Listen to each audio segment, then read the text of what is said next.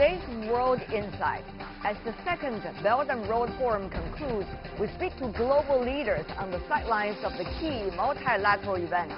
Today, former French Prime Minister Jean-Pierre Raffarin. We need to support a new vision of multilateralism. Director General of the UN Industrial Development Organization. And finally, Sir Danny Alexander, Vice President of the Asia Infrastructure Investment Bank.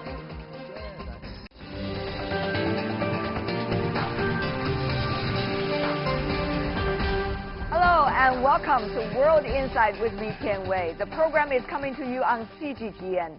We begin today's show in Beijing, where the second Belt and Road Forum for International Cooperation concluded on April the 27th. The three-day forum drew about 5,000 participants from more than 150 countries and 90 international organizations, including nearly 40 heads of state and government. China has expanded third-party market cooperation with countries including France, Italy, Spain, Japan, and Portugal. Recently, I talked to former French Prime Minister Jean-Pierre Raffarin, discussing his views on the potential of the BRI and how can China coordinate with France in Africa. Raffarin says the BRI is an initiative for development and peace. Let's listen in.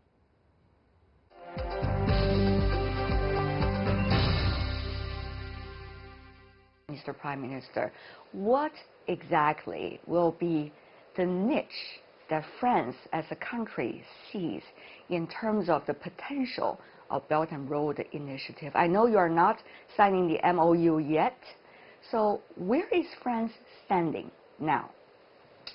I think that during the last visit of Mr. Xi Jinping in Paris, we have made a big progress with a very important meeting between Mr. Xi Jinping, Mrs. Merkel, Mr. Macron, and Mr. Jean-Claude Juncker. Both and French and German want to work together in this project. So it's very important to have a European vision about Belt and Road. Of course, we have our French vision because we have some projects. For example, we are working about automatic subways. In Paris, in Shanghai, and we work together, and we want to work in third country with such a concrete project. But also we need to have a European vision. And it was very important when we talk together, French and Chinese. And now we can speak about very concrete, very precise projects, just like bilateral cooperation in third countries. Cooperation in third country is very important in Belt and Road Initiative. So we are in progress. So you are suggesting, if I explain in plain words, that France is looking at bilateral cooperation even about in the third country. However, when it comes to a framework, such as a platform of Belt and Road Initiative, France has some project to propose to Chinese authorities. We want to have projects, not to have a global agreement, because global agreement, it's important. We agree, China and France, about the vision of Belt and Road Initiative. We want a green road, we want a balancing partnership, we want to share this project. So we are agree, but we want project and process projects.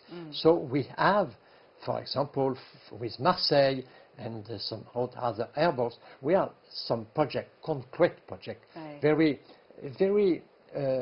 operational cooperation. And I think that our Minister of Foreign Affairs and Mr. Wang Yi, the Foreign Minister of China, I agree to discuss projects by projects.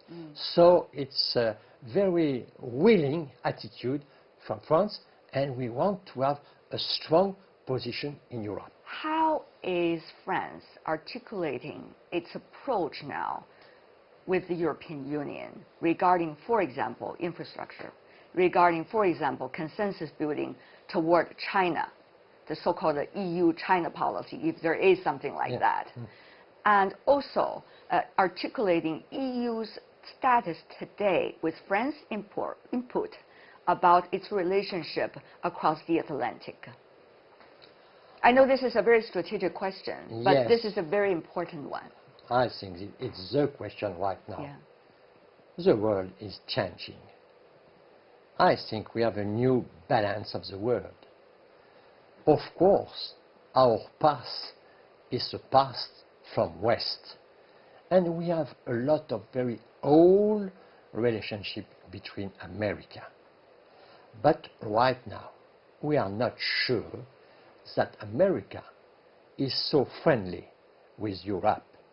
We have some problems with America. For example, our French company can't work in Iran, for example, because a decision of America. So we have discussion. In spite of JCPOA's earlier agreement. Exactly. So we have discussion, hard discussion with America. And we don't want trade war. Trade war is a bad idea. Yes. To talk about trade war, it's probably that you have not a good knowledge of the war in your country. Because if you know the war in your country, you don't want war, even trade war. Because we need, of course, the growth of everybody for the global growth of the world. So, right now, we need to have not only a West vision for the future of Europe, but also an East vision. That's the reason why Belt and Road could be strategic. Are those in conflict, though, the two visions, so-called West vision and the East vision? We have to balance. What do you mean by balance, Mr. Prime Minister? Balance is to look more nowadays to the East than in the past, and to attention about the building of Eurasia. Eurasia could be the continent of stability in the next future. And Eurasia could be a very important place for the peace in the world. And Belt and Road Initiative is an initiative for development. So for me, it's an initiative for peace. My fight right now, I'm not in politics every day. I look to the future. In the future, I'm afraid of some street of war. And I want for the planet, for my children, I want new cooperation to make development and to make progress of the humanity. But Mr. Prime Minister, I have to give you a word of caution here, because you are looking at two issues happening at the same time. One is inside your country, despite of the fact that President Macron wants to play a constructive role within the EU and an important role, he does have domestic challenges at home. The Yellow Vest is still continuing on the street, despite of the time even of the fire. Meanwhile, within the European Union, you have some very different groups of countries that would think in very different directions.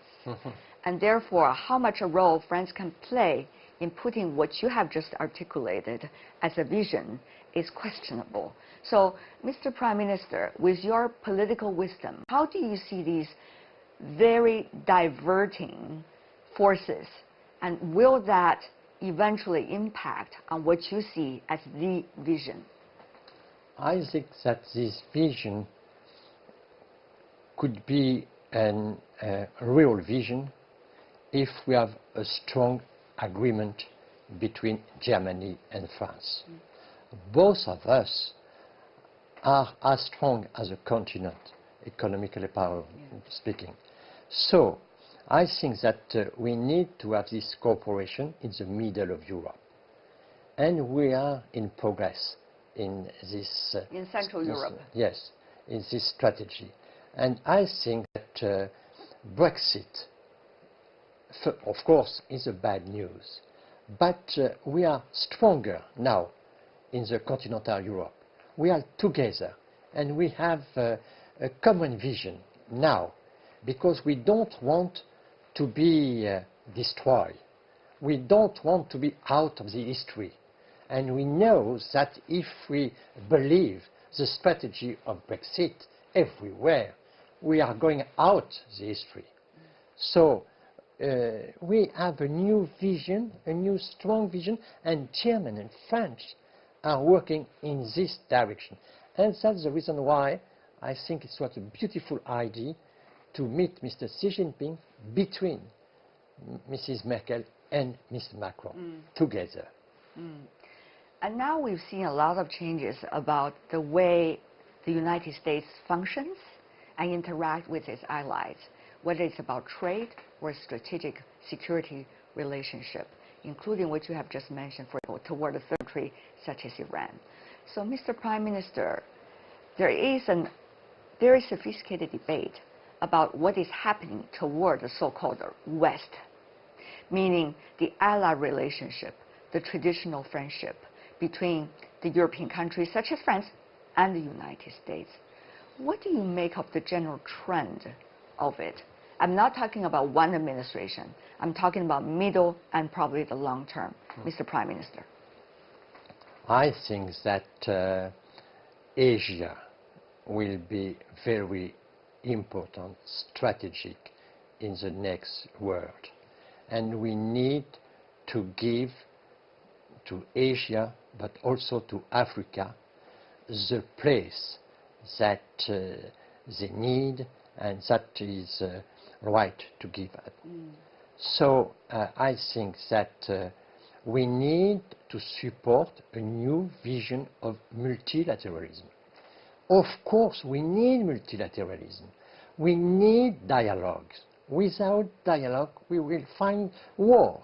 So this dialogue has to be organized, but with a new way. That's the reason why Mr. Guterres, the General Secretary of the United Nations, is working for a reform to have a new distribution of responsibilities in United Nations, even in Security Council. So we need to reform UNESCO, United Nations, WTO. We need to have a new reform to give rooms to Africa and to China. It's not easy to integrate people who are working in Africa, in the African society. It's not so easy. The culture of China, the culture of Africa is very different. The language is very different. For example, in a large part of Africa, they speak French. So we have some difficulties like that. But we know that... For France, what is the difficulty? It's our history. It's the role in the past of the France in Africa. So, but we know very well Africa, and we have a lot of friends, but we have our own difficulties. So if China and France together are working with the different experiences, I think we can promote new projects with a lot of new opportunities in many countries. For example, in Africa, for example, you have shown to the world that China is able to develop some regions which are not easy to develop.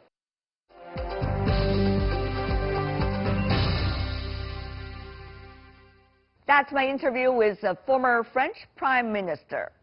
Coming up after the break, I get up close and personal with Director General of the UN Industrial Development Organization.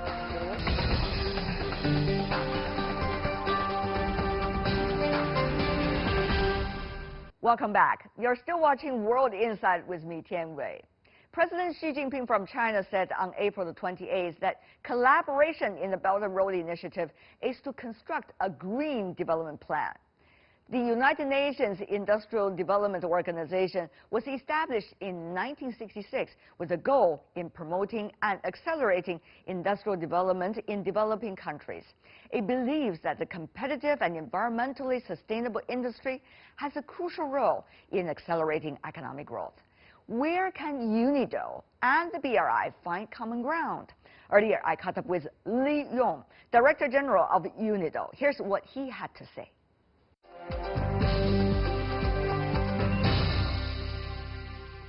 Belt and Road Initiative. Many wonder, what is that And what is going to be the relationship between the work that you are doing at UNIDO and the Belt and Road Initiative, which is about infrastructure?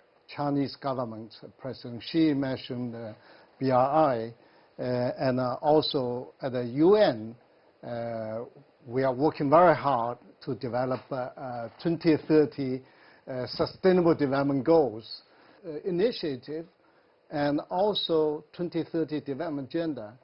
Actually, both of them rooted in the vision of the shared prosperity. That is a core of the BRI, and also the core of the SDG development goals, yes. Poverty reduction. So they actually correlate with one another. Exactly. Very generally, you've been talking about industry, infrastructure, innovation. You link these three different things together. Of course, for UNIDO, industry is always the key. But how do you see, under the current circumstances, these three factors interacting with one another? When we develop industry, it will connect it to the infrastructure, definitely. And the innovation is a kind of based on industrialization manufacturing activity. So those are the interconnectedness of the three I's. So UNIDO, we are implementing mandate inclusive sustainable industrialization, and we always look at the infrastructure as one of the fundamentals support industrialization. And also innovation will push us for the fast speed. And this is why we always try to bring three things together into our operation TC programs, yes. Our convening function forums, and also advisory services to our member states. But that's a lot of tasks, I have to say, very generally, yes. Because industry is, of course, a traditional role of UNIDO. But now you're bringing in two very complex matters of their own into the overall reality. So how will eventually you work out your strategies and your approach about these three different moving factors? For instance, I think if I give you some examples, it will be easy to understand. Look at our TC program for our member countries. Usually we will say that industrial park is a very useful tool to create a job, supporting manufacturing, and also support local startups, SME development.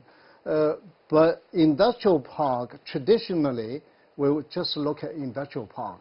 But now we have an eco-industrial park, yes. Sustainable industrial park connected to the zero emission. And those are very, very modern concept and also advanced concept with an innovative way. And also our projects, for instance, like a geothermal project. This is like happened in Kenya. But when we move ahead with a project, usually we'll just develop a kind of geothermal well and then engine, then produce energy. But now we introduced IoT. Of course, this is a new industrial revolution concept, to support operation and the management. This is a cloud computing we introduced into that. This is a very modern concept. Another example is that we support our member countries for the program for country partnership. One of the examples, Morocco. Morocco is looking at the agro-industry because of a very strong agriculture center. But they also look at the circular economy and look at the e-commerce and smart manufacturing connected to a new industrial revolution. So this is a kind of innovative way to deliver our UNIDO programs. Infrastructure is not only just hard infrastructure. Soft infrastructure is also very important. Well, different economies are thinking about their own industrial policies. Some of them even think about the other parties' industrial policy could be a potential threat, if not a challenge. So as UNIDO, how would you be able to play this balancing act? Some countries become advanced become high income, become industrialized, all through the industrial development. No exception.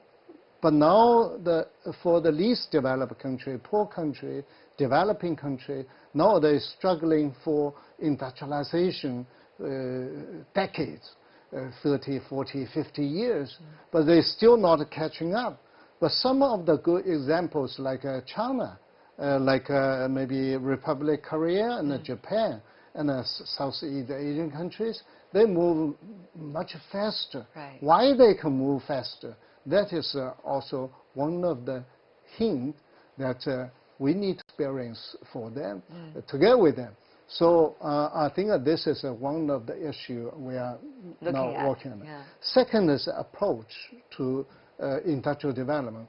Of course, when we mention the manufacturing industry, it consumes 30%, at least 30% of total energy, and costs 30% of the total emission to the global climate issue.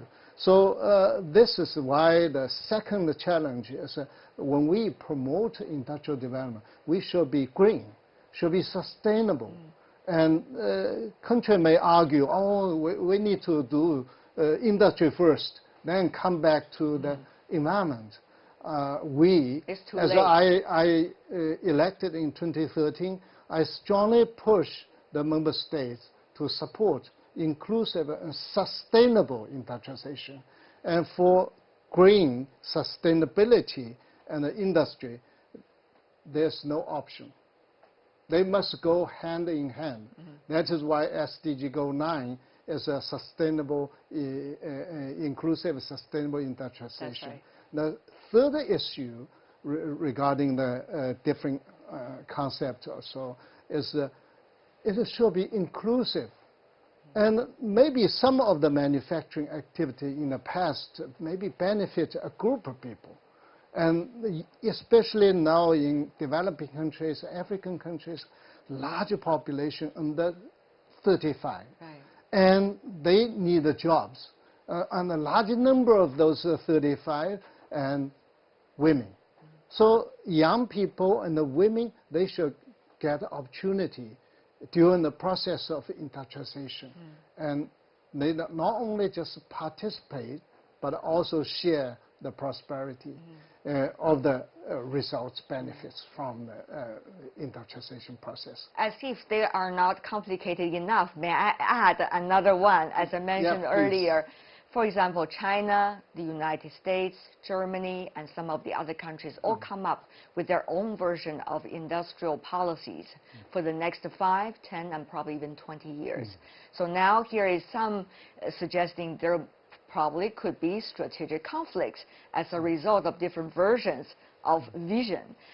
Director General Lee, I know the UN is not playing any geopolitical role in this when it comes to the role of UNIDO, but from a technical and from a common ground perspective, how do you see this debate for now and for the near future? This is a choice of policy, choice of strategy. But fundamentally, it's different. Your country will develop some strategy based on their situation. Like Germany, of course, they started quite a few years, like Industry 4.0. That's right. This is really focusing on science, technology, innovations, and how to move up with more such kind of competitive small, medium enterprises, large companies, like Siemens, etc.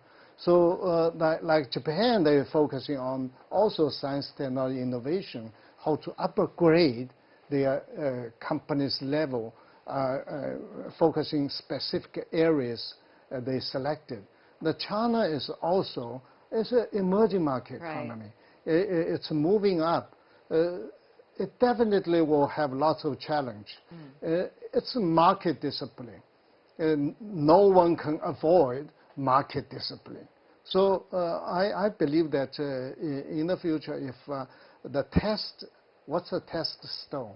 Test stone is that for the good strategy or not that good strategy or even bad strategy is that if they put market discipline as a fundamentals to move ahead. So I think now countries really in a very, very good mood for moving up. Yeah. Everyone tries to move up. This is a new industrial revolution. And I believe that UNIDO will play a kind of role, facilitate this process, let the competition be fair, and also our focus will be on the least developed countries, because they are so low, the industrial level. If they are not being supported, not being connected to this track, even end of the train, they will move up. If they cannot catch up the train, that means this world will create another round of instability. Yeah. So UNIDO has a very, very clear roadmap.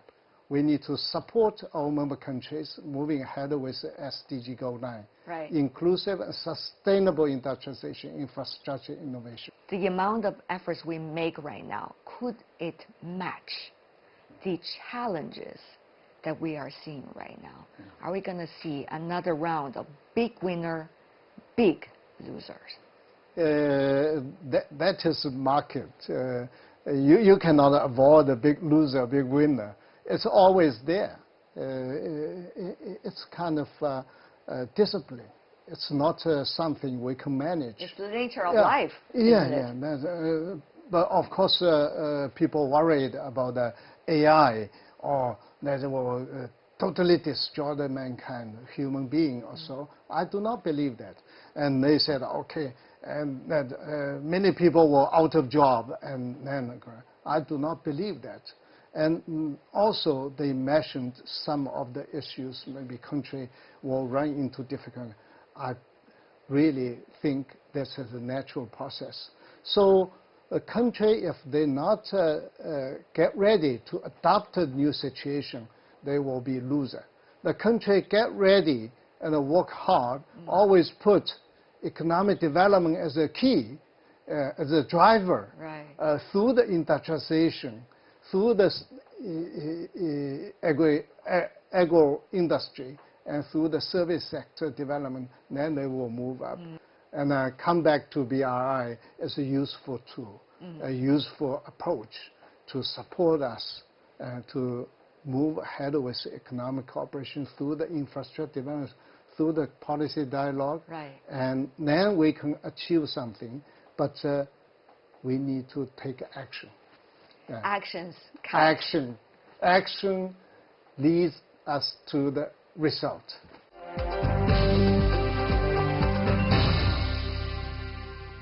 That's my interview with Li Yong, Director General of UNIDO. You're watching World Insight. Coming up, I hear from the Vice President of the AIIB, right?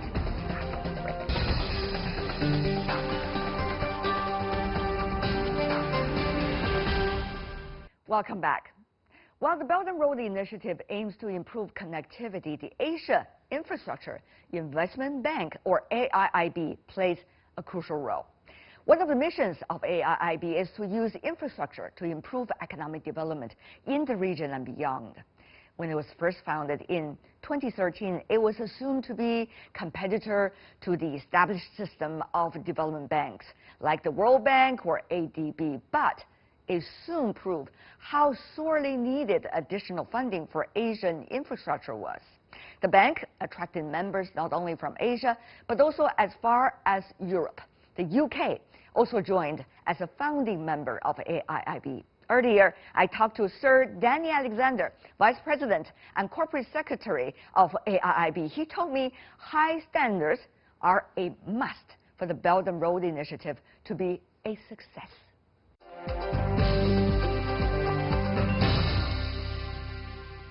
How is AIIB now seeking some of the common ground with the Belt and Road Initiative? What can you do together? So AIIB is now a little over 3 years old. We have now 97 countries who are part of the AIIB. Congrats. And our investment program is growing, now $8 billion of projects. And while of course AIIB is a multilateral institution, so separate from the Belt and Road Initiative, there are many areas of overlap, especially in promoting connectivity and in promoting high standards. The principles of the Belt and Road, the consultation, shared benefits, are good principles, but what matters is the implementation. Let's talk about the implementation and also the high standards you mentioned earlier. About high standards, what exactly are you referring to as one that is enthusiastic, I mean AIIB, to see the future potential of the Belt and Road Initiative? What kind of high standard are you looking for? Well, for the AIIB, high standards means both high standards of governance, the way we take decisions, and also high standards for the projects, how we select the projects. For projects, it means making sure that the projects have economic benefits to the country. No white elephants. It means making sure that we take account of the debt sustainability position of the country, because we don't want to finance a project if that's going to cause additional financial problems for the recipient.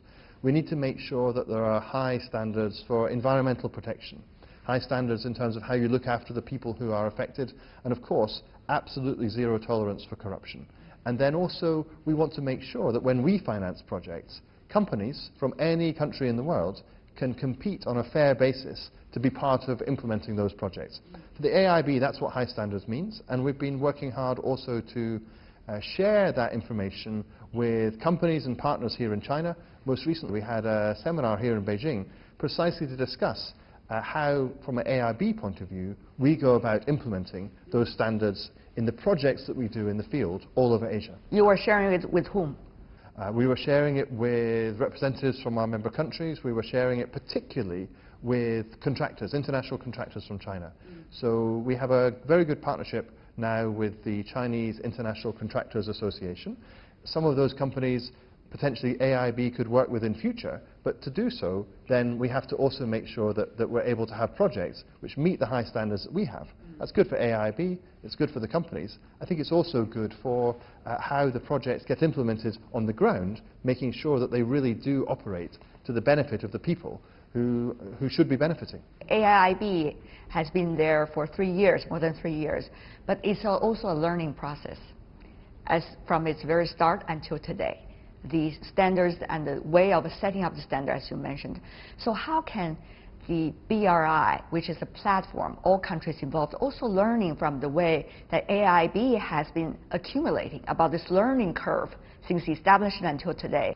Well, BRI, as you say, is a platform, and many different countries are involved. Many institutions will be developing projects. I think the key is to think about how the projects are selected. Are they selected according to good economic criteria? And then how are the projects implemented to the benefit of local people? Making sure that, I guess the three basic tests are, is a project economically beneficial? Is it environmentally sustainable? Is it socially acceptable? Do the people locally want this project and do they support it? And in a sense, those three tests are what really guides the AIIB in terms of then the detailed work that we do with projects. Now, of course, each country will have its own approach, each company will have its own approach. But I think there's a lot of evidence now to suggest that these internationally accepted standards are ones that mean that projects can win support and be conducted in a good way, both for the lender or the financing institution or country and for the recipients. That's really a win-win. Talking about win-win, BRI is supposed to be a win-win platform. About that, it's not just developing country and emerging economies. It should also be developed economies. For example, we have already see Switzerland to sign the MOU, and also New Zealand and some of the others already jumping on. So what about involving developed economies in the process on AIIB platform, which was originally among developing and emerging economies? Sir Danny. So within the AIIB membership, we have a lot of developed countries. That's right. They're very involved in the decision-making and in the way that the AIIB has developed our standards and our approach. And I think there's a lot of interest in those countries in how they can support infrastructure development around the world, including here in Asia. There are a lot of opportunities, of course, for expertise from those countries to be shared, but also for them to learn, too, from the process of creating the AIIB and of the sorts of projects that are implemented. Talking about some specific projects, what exactly is AIIB looking at? Whether it's areas, or specific projects or specific countries, specific types of projects that you think could have a potential on the BRI platform? Well, there are basically three types of projects that AIIB is looking for. Yeah. Number one, sustainable infrastructure. Infrastructure projects that help countries to be more environmentally sustainable. For example, in the Philippines, we've been financing a project which is helping to flood risk management within Manila. That's an example. We've been financing renewable energy projects too, sustainable cities. That's one. Secondly, connectivity, projects which finance infrastructure that help to bring countries closer together. Transport, roads, railways, ports, airports, also pipelines, these kind of things. And so, for example, we've financed a port in Oman, we've financed roads in India, in Tajikistan. And then lastly, but in some ways most importantly, projects which also help to bring in private sector capital, because the need in Asia for infrastructure is so huge that government and public sources like AIIB cannot finance it by themselves. And so in that case, things like funds, infrastructure investment funds, or private sector projects like a gas-fired power station in Myanmar, these are all examples of the kind of things that we can finance. And again, of course, this shows why high standards are part of the win-win, if you like, because by having the high standards in the project, you ensure that it's bankable, you ensure that it's attractive to the private investors. So the high standards also help to bring more money in, make it easier for other investors to join the projects. A lot of the infrastructure investment, particularly in the least developed economies, are crucial for their development. But at the same time, the amount could be huge, while the investment period could be long, which means you're going to go through different kinds of political transitions inside those countries. So for AIIB, how are you looking at these moving factors, shall we say, and how is that experience likely to be shared by many countries working on the platform of BRI? One of the benefits of a multilateral institution like the AIIB is that the countries themselves are members of the bank. And so we already have a very good and close relationship with the governments of the member countries. That helps us to be able to deal with some of those political risks, if you like. But in the end, it's also about how is the project structured, what is the legal framework that exists in the country to make sure that those guarantees can be binding.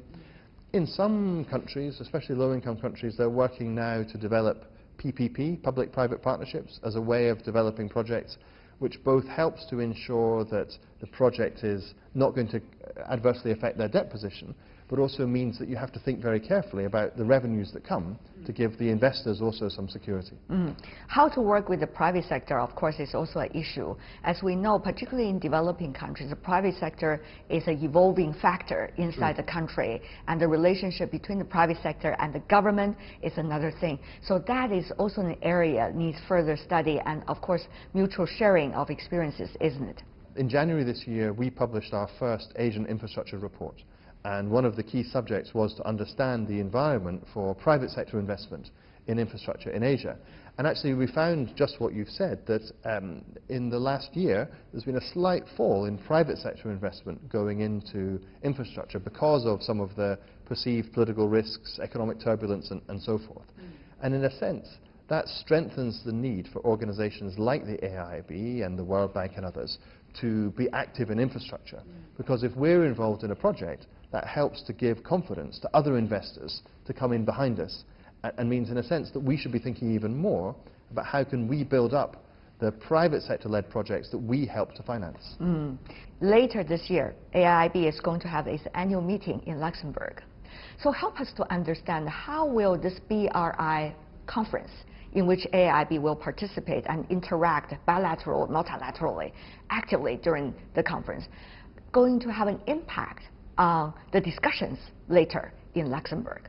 The theme of our annual meeting is cooperation and connectivity, talking about particularly Europe and Asia and how they can be connected more closely together.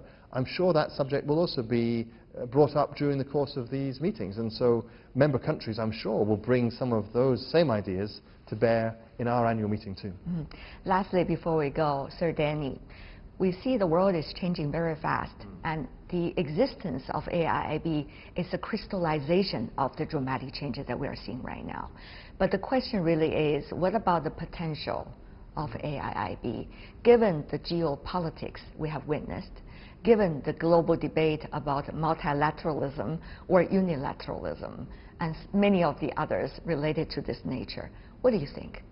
Well, I think the creation of the AIIB shows irrefutably that multilateralism has a big future in the world, how the world will come together to solve its problems.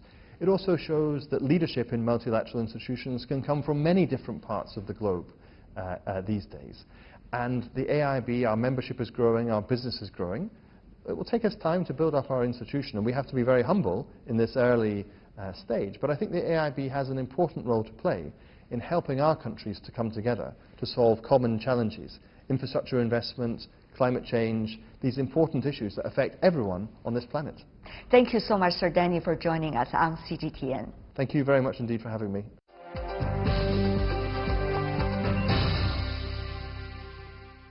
And that's all the time we have for today. If you'd like to see more, try to find us World Insight CGTN into your search engine, or check out our YouTube channel. You can also follow us on Twitter, Facebook, and Sina Weibo. From me, Tian Wei, and everyone on the World Insight team, thanks for watching. Tune in again next time for more insights across China and around the world.